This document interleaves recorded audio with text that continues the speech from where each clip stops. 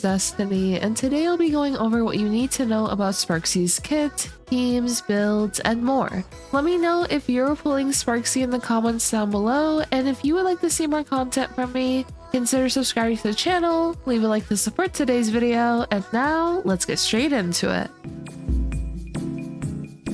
Sparxie will be a Fire Elation character and will be able to enhance her basic attack by consuming a bunch of skill points, upward to 20 times. Sparxie's skill will begin a live stream and enhance her basic attack into Bloom, Winner Takes All, and you'll trigger engagement farming. Now you'll be able to continuously consume skill points to increase the damage multiplier of Sparxie's enhanced basic attack, and you'll also gain one of two gifts, being Straight Fire or Unreal Banger. Straight Fire will gain 2 punchline points and 2 skill points, and Unreal Banger will gain 1 punchline point. Both of these gifts provide nice benefits, with Straight Fire providing additional skill points and a bit more punchline. The additional skill points is very useful, as this allows you to take advantage of even more skill points to enhance Sparxie's basic attack. Now, once you use Sparxie's enhanced basic attack, this will end the live stream and you will deal fire damage to one designated enemy and adjacent enemies.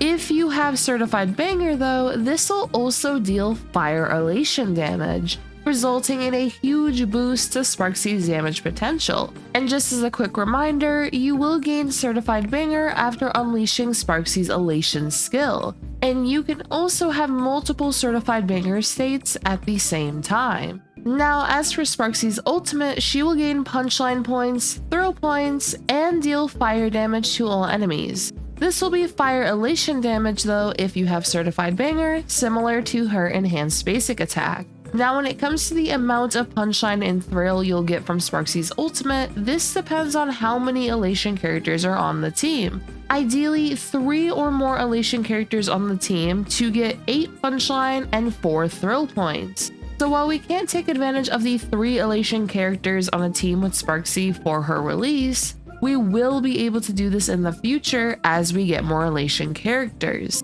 Also, I've mentioned thrill points now a couple of times, but you may be wondering, what are thrill points? Thrill points can be used to offset Sparxie's skill point consumption, and consuming thrill is considered as consuming skill points.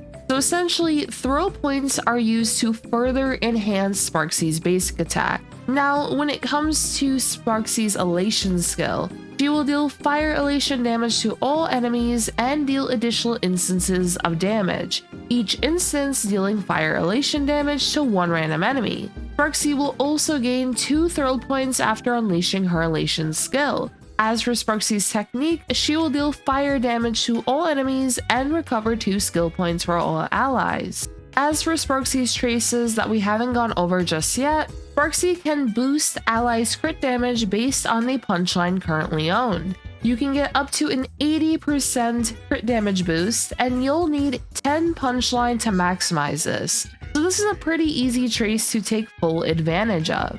As for the next trace, Sparxie will gain Elation based on her attack, up to 80% Elation, and you'll want 3,600 attack to maximize this. This will benefit Sparxie's Elation damage, which is a huge source of her damage output. And now that we've gone over her base kit, let's discuss Eidolons. E1 will be useful for getting 5 extra punchline after AHA instant ends. It increases the ult type res pen of all allies upward to 15% based on the amount of punchline owned.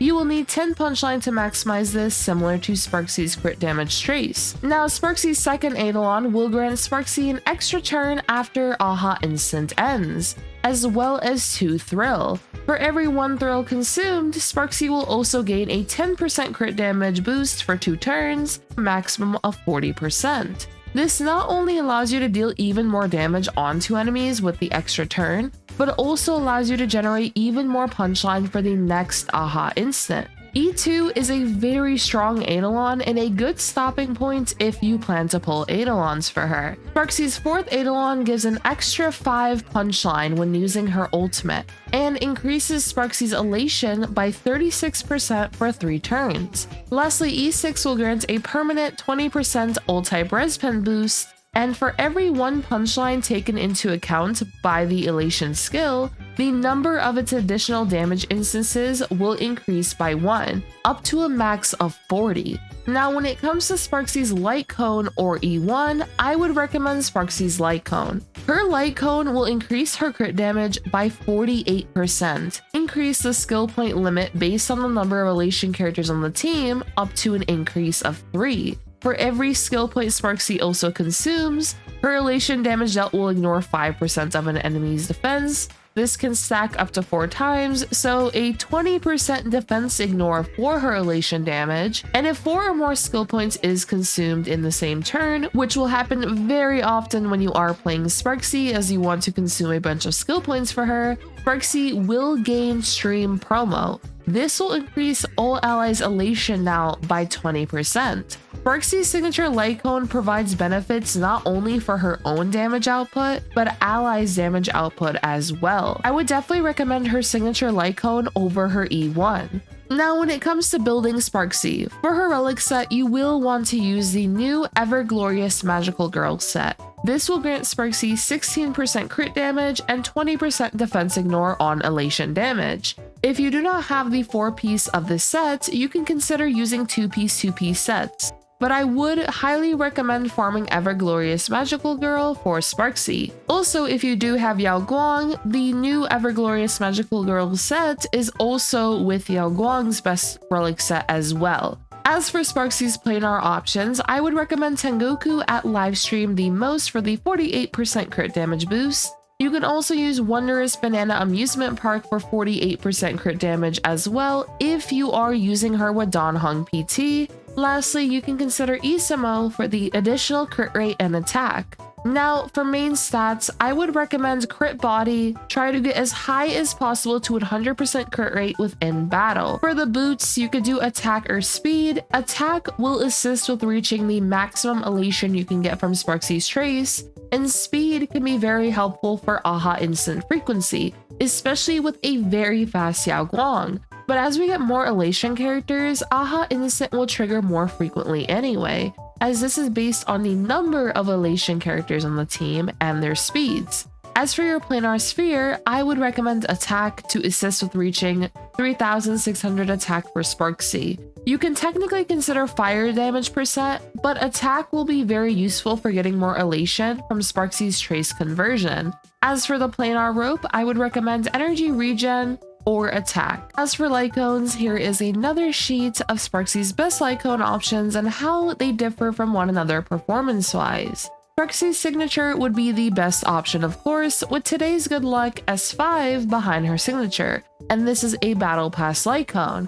Then we have Mushy Shroomies Adventures, and this is a free-to-play Light Cone from the Memory of Chaos shop. And now that we've gone over Sparxie's build, let's go over teams.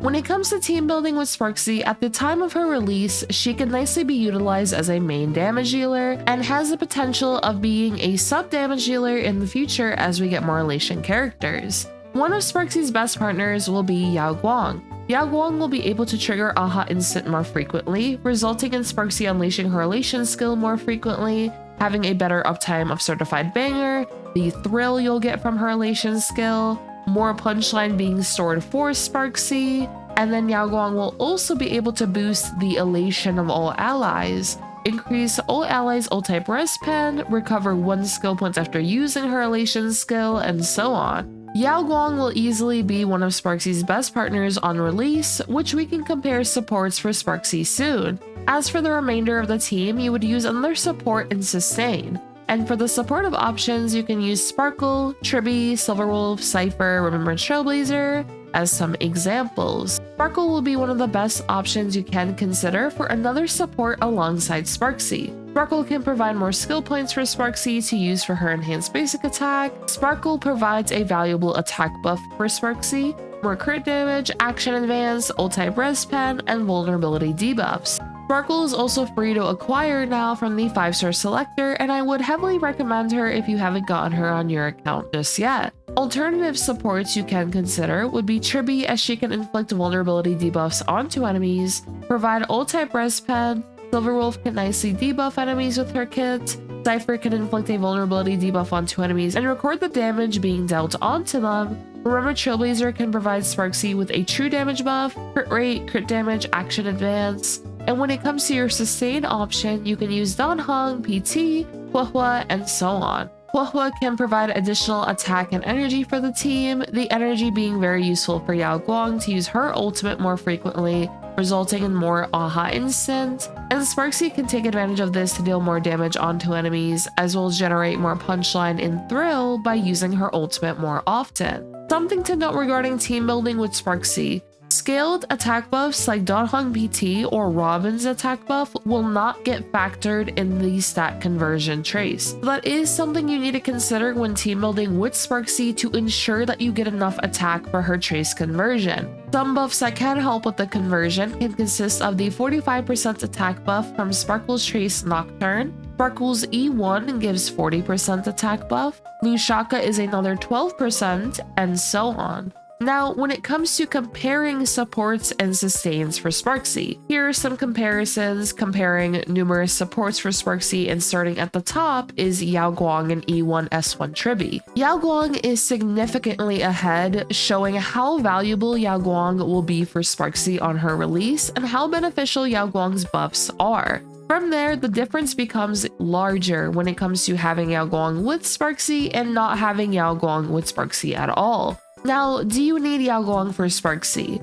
While yes, Yao Guang will be her best partner on release, with how the endgame modes will heavily cater for Elation characters, you still can use Sparxie without her and get decent results on release. For example, when I tested Sparxie with E1 S0 Tribbie, Sparkle, and Danhong PT, I was able to get a 1-cycle clear, with Cypher as well as Silverwolf a 2-cycle clear. This was a favorable fight though for Sparxie, but on release, you can use Sparxie without Yao Guang, due to the endgame modes being more catered for Elation characters. As for the sustains, Huohua and Danhong PT will be two of the best options to use. In the case of using Sparkle, Remember Trailblazer, or Sunday for the third slot of the team, Sparkle will be the best option for you to use. Now, as for future team building, it is very likely once we get more Elation characters, they will fill out the remaining slots to create a premium team for Elation, and Sparxie will benefit from having multiple Elation characters on the same team as her.